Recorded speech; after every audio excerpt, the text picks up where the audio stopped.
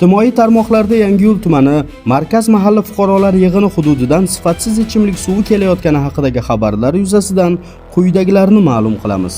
Yangiyo'l tumani Sho'ralsoy hududidan o'tgan tarmoqlar ma'nan eskirgan bo'lib, shu paytgacha ko'plab nosozliklar yuzaga kelgan hamda past bosim tufayli hudud aholisiga belgilangan jadval asosida suv berilgan. Shu munosabat bilan aholini uzluksiz ichimlik suvi bilan ta'minlash maqsadida Vazirlar Mahkamasining 2019-yil 20-iyundagi 516-sonli qarori asosida Osiyo taraqqiyot banki mablag'lari hisobidan yangi suv inshooti barpo etilib, hududga yangidan tarmoq tortilgan.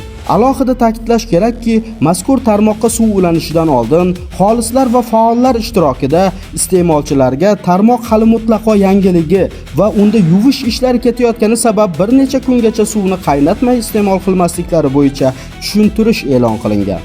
Endi avariya bo'lib qolishlari mumkin, boshqa bo'lishi mumkin. Ochdingmi, bo'ldimi?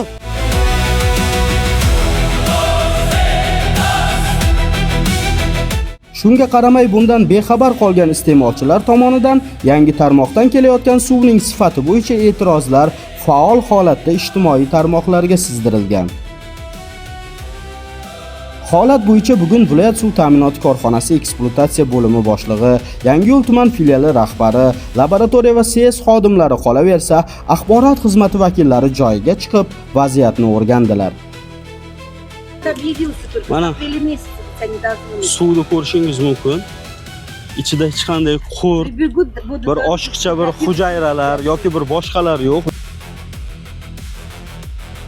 Va boshqa murojaat qilgan xonadonlarda ham kirib o'rganishda davom etamiz, G'ayrat aka.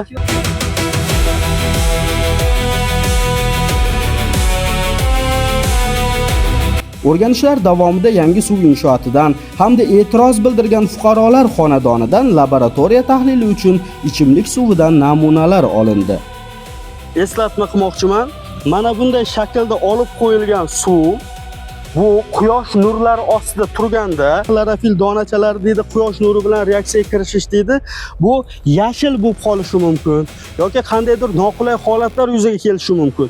Shu o'rinda savol tug'iladi. Nimaga unda magazinda sotilayotgan baklashkadagi suvlarga hech narsa qilmaydi deb. Ular o'sha maxsus laboratoriya uslubida vakuum, chang, bir qandaydir mikroblardan tashqari holatda vakuumlangani uchun, sanoat uslubida vakuumlangani uchun ularda chiqmaydi bu holat. Iste'molchilar talab va istaklardan kelib chiqib, to yangi tarmoqdagi ichimlik suvining sifati barqaror holatga kelgunga qadar shu paytgacha o'zlari suv iste'mol qilib kelgan eski tarmoqdan ichimlik suvi qayta ulab berildi. Bundan tashqari aholining hududdagi suv inshooti tarkibiga kiruvchi nasosni yangilash bo'yicha murojaatlari mas'ullar tomonidan rasmiylashtirib olindi.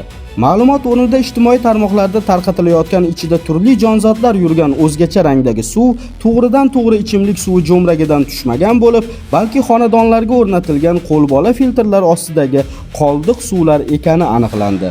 Sud ulashganida shu masala bo'yicha murojaat qilgandik, iltimos qilgandik. Shu murojaatimizni o'rganish uchun mana viloyat suv ta'minoti, tuman suv ta'minoti va CS xodimlari kelib o'rganish ishlari olib borishdi. Suvlarimizni namunalar olishdi, hali javoblarni aytamiz deyishdi. Bu suv muammosini hal qilib beramiz deyishdi. Mana hozir kelib shu tashkilotlardan ulardan shu yaxshi natija kutib qolamiz. Bizi dardimizni, bizi muammoyimizni eshitib kelgani uchun ularga ming rahmat. Shu o'rinda aholidan ortiqcha vahimaga berilmasliklarini va quyidagi muammolar asta-sekinlik bilan o'z o'rniga tushishini ma'lum qilamiz. Umrlaring uzoq bo'lsin, jonlaring sog' bo'lsin, martabalaring hammalaring bundan ham ulug' bo'lsin. Bugungi kunimiz Allohim hammaga xayr bo'lsin. Rahmat, rahmat. Shu mahalla tezroq shirin suv ketsa hamma xursand bo'lib shirin suv